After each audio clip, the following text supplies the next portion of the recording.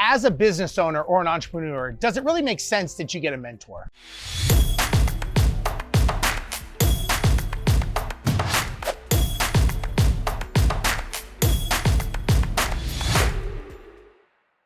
I can only tell you my personal experience of having coaches and having mentors, and you can take what you want from it.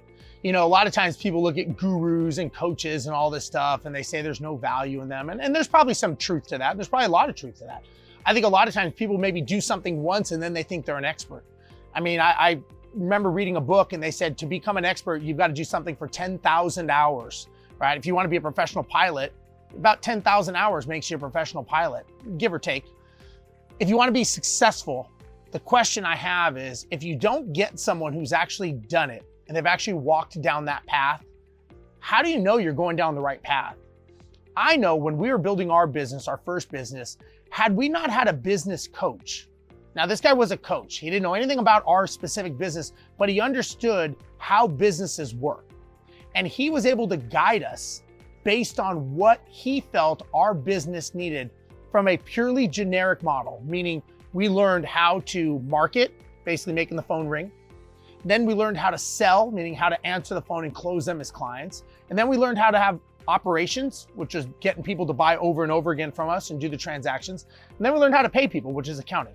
So we had marketing, sales, operations, and accounting. Hey, thanks for watching the video. Don't forget to click on the link to check out my 3-day deep dive mastermind, October 12th through the 14th here in Houston, Texas. You're gonna love the lineup. I can tell you that most entrepreneurs fail because they get so wrapped up in one of two places. The first is they either get wrapped up because they think they have this amazing product and they're so focused on selling the product, there's no back end to the operation. The second is maybe they're just loving what it is that they have and how they made it and the nitty gritty of the details. So they're so wrapped up in operations, they have no idea how to market and take the product to market so other people know about it. When you have a mentor and you have a coach, it doesn't mean they have to be more successful than you. Actually, if you look at most sport athletes, I'll give you an example, Michael Jordan, right? Tim Grover was his coach. Well, I don't think Tim Grover was a better athlete than Michael Jordan. I don't think he could play better. I don't think he was more focused. I don't think he had the things that Michael Jordan had, but he knew things that Michael Jordan didn't know. And one of the things he had was the accountability factor, and he had to be accountable. One of the things that we did when we had our business coaches, we were accountable to him. Every single week, we would go to his office and we would meet with him. And every week we were challenged to be better.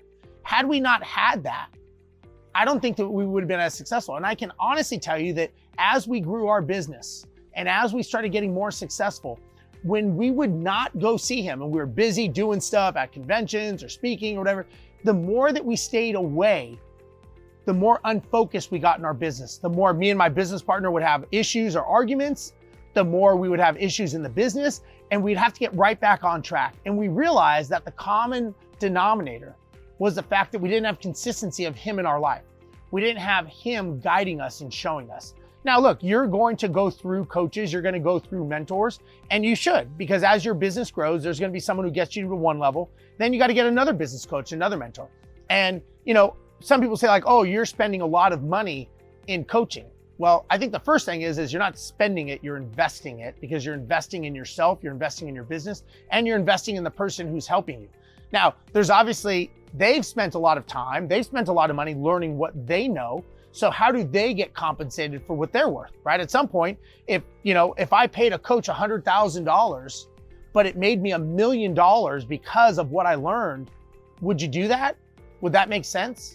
Well, obviously anyone with any common sense would say, yeah, I'd spend $100,000 to make $1 million, right? And the thing is when you get a coach, they don't do it for you. A lot of times when I coach people, they say like, what are you gonna do for me? I'm like, I'm not doing anything for you. You are gonna do the work. I'm gonna give you the guidance. I'm gonna give you all the tools that you need, and I'm gonna give you the accountability.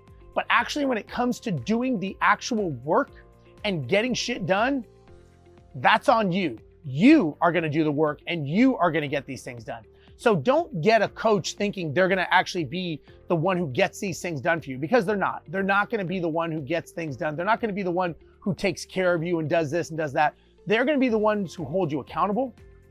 Hopefully they're gonna be the ones who push you to the next limit, and they're gonna be the ones who get you to where you need to go based purely on what it is you want. And if you don't know what you want, well, it's kind of hard to get a coach because they're going to go, where do you want to go? Where do you want the business to go? Where do you want to go personally? And if you're like, I have no idea, now they can probably get a lot of that out of you by asking questions, but you have to be open to that and you have to be willing to understand that they're only going to be as good as what you give them. So if you are not asking the right questions, if you're not doing the right things, odds are you're not going to get what you need out of it. You get out what you put in. What you get out of a coach is what you put in. I know some people that have had the same coaches as me and they're like, oh, that guy was useless. He didn't help me at all. And I'm like, really? I'm like, that's weird. Like I used the guy and he helped, he was amazing. But we had different perspectives. We did different work. I showed up, and when I showed up, I showed up. I was there mentally, I was there physically, and I was there to learn. They were there to kind of go, you show me. Different perspectives, same event, different outcomes based on our expectations of what we wanted. So not saying that all coaches are great. I'm not saying they all suck. You've got to make sure that you get the right one for you. I would interview them. I would make sure they're a fit for you. And I would make sure that they're going to get you to where you want to go. If you are getting a coach on ballet, but you're a professional bodybuilder, probably not the right coach. If you want a coach showing you how to grow your business and you're getting someone who's never grown their business like that and they have no idea how to do that, and that's not even what they coach you on, probably the wrong person. So coaches are great if you use them, and it doesn't just have to be one. A lot of people think like, I already have a coach. You know, I think there's multiple professional athletes that have multiple coaches because they see the value, because one coach is good at one thing. Another coach may be good at something else, something else, something else. So just because you have one coach doesn't mean you're done. I would have multiple coaches depending on what you need at the time. You may only need them for a week, a month, a day, whatever it is. But don't think that just because you have one coach, you can't have multiples, because you got to make sure that if you're taking it seriously, you're going to have different facets of your business that you need help on. And there's going to be different areas that that coach can and cannot help you.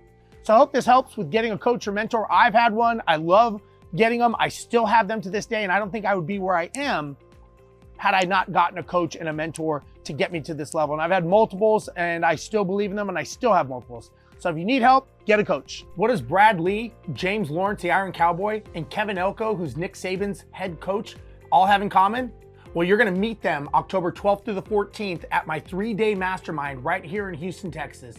This is something that is gonna be epic. It's a small, select group of only people that wanna change their lives and change their businesses. All you gotta do is join me, click on the link, and let's do this.